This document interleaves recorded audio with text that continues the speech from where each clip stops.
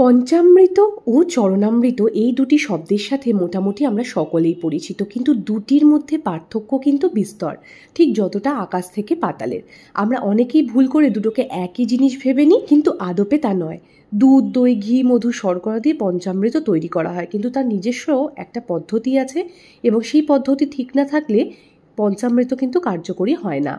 এছাড়া পঞ্চামৃত ও চরণামৃত খেলে বা ধারণ করলে আপনি কি কি বিপদ থেকে উদ্ধার পেতে পারবেন, সেটা কিভাবে তৈরি করবেন, কিভাবে কোন পুজোয় ব্যবহৃত করবেন, এই সমস্ত তথ্য নিয়ে থাকবে আমাদের আজকের এই ভিডিওটি।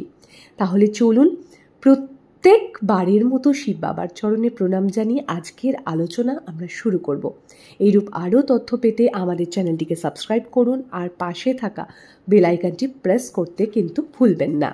হিন্দু ধর্মের পঞ্চামৃত হলো একটি পবিত্র মিশ্রণ, যা সম্পূর্ণ আক্ষরিক অর্থ হলো 5 অমৃত উপাদান দ্বারা তৈরি এক পদার্থ, যা কিনা দুধ, দই, ঘি, মধু ও শর্করা দ্বারা তৈরি করা হয়।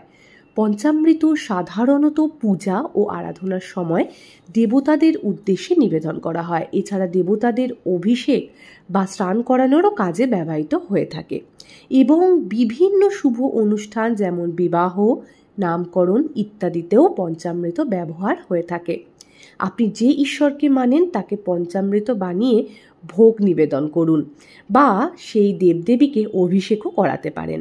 তারপর সেটি প্রসাদ রূপে গ্রহণ করুন। মাথায় রাখবেন, পঞ্চামৃতের প্রতিটি উপাদান এক একটি বিশেষ তাৎপর্য বহন করে। পঞ্চামৃত প্রসাদ রূপে গ্রহণ করলে জীবনে শান্তি, মানসিক কষ্ট থেকে দূরে থাকা, সমস্ত বিপদ থেকে নিজেকে শান্তিতে রাখা এবং নিজেকে শক্তিবান বানিয়ে তোলার একটি ওষুধ হলো পঞ্চামৃত। এবার আমি চরণামৃতের কথায় আসি। অনেক মন্দিরে লক্ষ্য করলে দেখা যায় পুরোহিতরা মন্দিরে আসা ভক্তদের প্রসাদ হিসাবে একটি উপাদানের মিশ্রণ আমাদের হাতে দেন, সেটি হলো চরণামৃত। চরণামৃত নাম থেকে এটাও স্পষ্ট যে ভগবানের পায়ের অমৃত। এই অমৃত প্রস্তুত করতে ভগবান শালিগ্রামকে গঙ্গার জলে স্নান করানো হয়, এর মধ্যে তুলসী ডাল ও পাতা দেওয়া হয়। এটি গ্রহণের কিছু নিয়ম শাস্ত্রে বলা হয়েছে, যেমন এটি ডান হাতে গ্রহণ করতে হয় আর পঞ্চামৃত সদা 2 হাতে গ্রহণ করতে হয়। চরণামৃত তৈরির সময় তামার পাত্র ব্যবহার করা উচিত।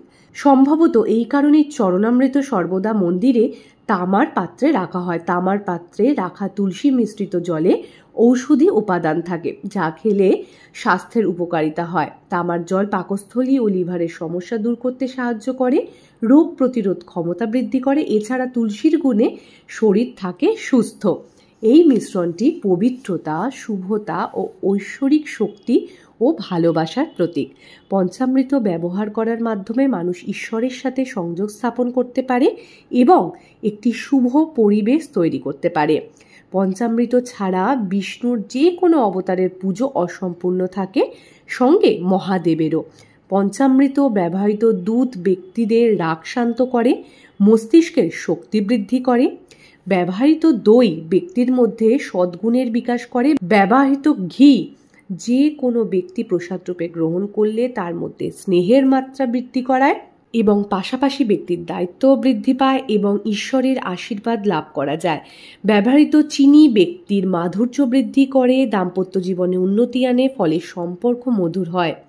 ব্যবহৃত মধু ব্যক্তির জীবনে সমস্ত দিক থেকে সফলতা আনতে সাহায্য করে।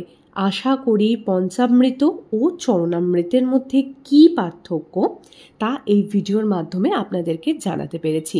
ভিডিওটি কেমন লাগলো কমেন্ট করে জানাতে ভুলবেন না। ভিডিওটি লাইক করবেন, শেয়ার করবেন আর অবশ্যই আমাদের চ্যানেলটিকে সাবস্ক্রাইব করবেন আর বলতে ভুলবেন না, হর হর মহাদেব, ওম নমঃ শিবায়।